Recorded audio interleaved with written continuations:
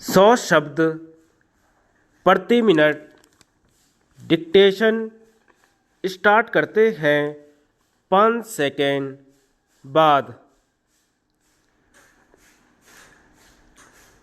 महोदय, सरकार की ओर से इन भाषा संस्थानों को विशेष संरक्षण तथा सुविधाएं प्राप्त हैं। यह द्विभाषी केवल पर्यटन से जुड़े हुए हों ऐसा नहीं है। दूसरी भाषा सीखकर ये अनुवाद कार्य करते हैं। प्रकाशन संस्थानों में, जनसंचार माध्यमों में तथा विज्ञान निकायों में प्रतिष्ठित अनुवादक के रूप में जाने जाते हैं। ये सृजनात्मक ललित साहित्य का अनुवाद करते हैं, विदेशी समाचारों का अपनी भाषा में तथा बल्गारिया के समाचारों का विदेशी भाषाओं में अनुवाद करते हैं। ये अनुवादक अपनी अपनी भाषा के विशेषज्ञ माने जाते हैं। यदि आप कभी बल्गारिया जाएं तो आप देखेंगे कि आप चाहे इनकी भाषा न जानते हो, किंतु आपकी भाषा जानने वाले आपको जरूर मिलेंगे। अभी कुछ महीने पहले की ही तो बात है जब भारत के राष्ट्रपति डॉक्टर शंकर दयाल शर्मा बल्गारिया गए। वहाँ बल्गारिया वासियों ने हिंदी में उनका स्वागत किया और भारत संबंधी प्रश्न भी उन्होंने राष्ट्रपति जी से हिंदी में ही किए। भारतीय प्रतिनिधि मंडल के लिए यह सुखद आश्चर्य था। वस्तुतः अनुवाद या भाषांतरण उनके लिए व्यावसायिक अनिवार्यता है। यूरोप के अन्य देशों में भी यही स्थिति है। जहां विश्व में प्रकाशित किसी भी भाषा का महत्वपूर्ण शोध निबंध या कोई विदेशी चर्चित साहित्यिक कृति उस देश की भाषा में तत्काल अनुदित हो जाती है।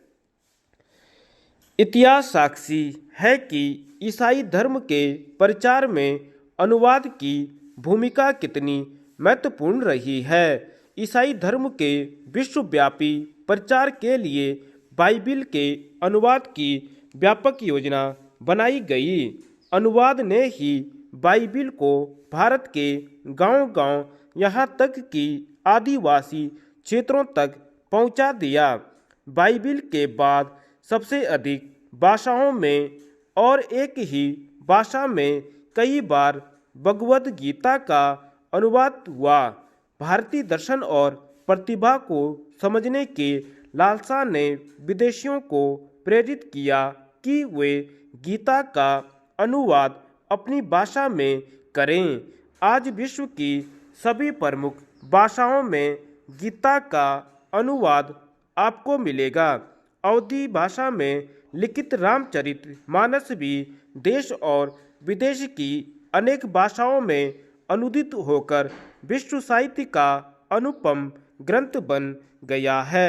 वस्तुतः अनुवाद ही वह माध्यम है जो देशीय रचना को भौगोलिक सीमा से मुक्त कर विश्व मंच पर प्रतिष्ठित करता है। गीतांजलि की ख्याति का एक प्रमुख कारण उसका विदेशी भाषाओं में अनुदित होना भी है। अनुवाद दो भाषाओं के मध्य सेतु का काम करता है और दो संस्कृतियों को निकट लाता है।